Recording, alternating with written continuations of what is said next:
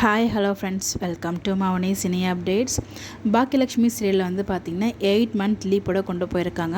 So upcoming வந்து ஒரு function ட்ராக்குமே இருக்குது. பாக்கியோட அவங்களோட புது அந்த ரெஸ்டாரண்ட் வந்து ஓப்பனிங் செரமனி இருக்குது, இனாக்ரேஷன் ஃபங்க்ஷன் வந்து இருக்குது. ஸோ அந்த ஷூட்டிங் பர் அப்டேட் வந்து நமக்கு கிடச்சிருக்கு. ஸோ இப்போ நீங்கள் பார்த்துட்டு இருக்க ஃபோட்டோ யார் அப்படின்னு பார்த்தீங்கன்னா, நம்ம இனியாவோட பேர் இவங்க தான். இந்த ஒரு சீரியலில் ஆக்டர் அஜித் இவங்க வந்து பார்த்திங்கன்னா நம்ம கணக்கானம் காலங்கள் சீசன் 3 ஏகாம்பரம் அப்படிங்கிற ஒரு கேரக்டர் வந்து பண்ணாங்க.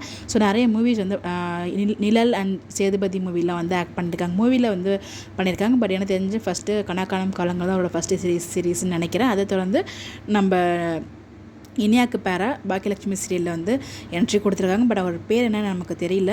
அவர் வந்து பார்த்திங்கன்னா ஐஏஎஸ் ஆகணும் அப்படிங்கிறது அவரோட லட்சியம் போல். 2 பேரும் லவ் பண்ணிட்டு இருக்காங்க. எப்படி வீட்டில் சம்மதம் தெரிவிப்பாங்களா அப்படின்ற மாதிரி 2 பேரும் டிஸ்கஷனில் இன்றைக்கி எபிசோடில் வந்து போயிட்டு இருந்துச்சு.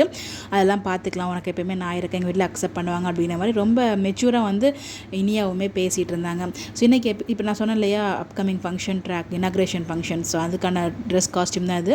ஸோ பாக்கியாவும் நம்ம ராதிகாவும் ரொம்ப நல்லா இருக்காங்க. ஸோ அவங்களோட அக்கா தங்கச்சி அண்ட் ஃப்ரெண்ட்ஷிப் பாண்டிங் வந்து 1 செகண்ட் திரும்பி பார்க்க முடியுதுன்னு நினைக்கிறேன். ஸோ கோபி அண்ட் ராதிகாவுக்குமே டிவோர்ஸ் ஆச்சு.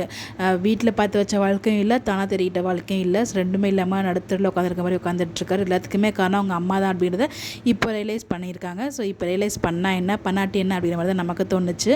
உண்மையிலே இந்த சீரியலில் வில்லின்னு பார்த்திங்கன்னா ஒன்று அவங்க அம்மா, அதாவது கோபியோட அம்மா, இன்னொன்று கோபியோட பொண்ணு தான் நான் பார்த்த வரைக்கும். மற்றபடி பெருசாக யாரும் வில்லி இருந்த மாதிரி எனக்கு தெரியல.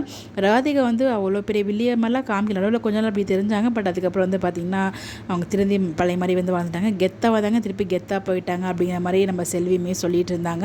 ஸோ இவங்க போயிருக்காங்க. பட் பெங்களூர் போகிறதா வந்து சொல்லியிருக்காங்க போல். பட் ஆனால் அவங்க பெங்களூர் போன மாதிரி தெரியல. இப்போ இந்த எல்லோ கலர் சாரீ போட்டிருக்காங்களே, அதே காஸ்டியூமில் வந்து பார்த்திங்கன்னா பாரதி கண்ணம்மா சீரியலில் வரும் இல்லையா, அவங்க கண்ணம்மா ஊரில் இருக்க கிராமத்தில் இருக்க மாதிரி ஒரு லொக்கேஷன், அந்த லொக்கேஷன்லேருந்து இந்த மாதிரி தான் எனக்கு தெரிஞ்சு அவங்க கொடுத்த அப்டேட் தெரில. வெயிட் பண்ணி தான் பார்க்கணும். பட் 8 மந்த்ஸ் ஸ்லீப்பில் வந்து பார்த்திங்கன்னா அவரோட நம்ம எழிலோட மூவி பாக்கியலக்ஷ்மியோட ஆடியோ லான்ச் வந்து நடத்தியிருப்பாங்க. அதுவுமே நல்லா இருந்துச்சு. அதை தொடர்ந்து மற்றும் ஒரு ஃபங்க்ஷன், ஸோ இனாக்ரேஷன் ஃபங்க்ஷன் வந்து காத்துட்ருக்கு. மேபி நாளைக்கு எபிசோடு இல்லைனா நாளைக்கு எபிசோடு டெலிகாஸ்ட் பண்ணுவாங்க. ஸோ ஆப்ஷனல் அப்டேட்ஸ் நீங்கள் பார்த்துருப்பீங்க. ஸோ நீங்கள் என்ன நினைக்கிறீங்க பாக்கியலக்ஷ்மி சீரியல் பற்றி? உங்களுடைய கருத்துக்களை மறக்காமல் கமெண்ட்டில் ஷேர் பண்ணுங்கள். பை.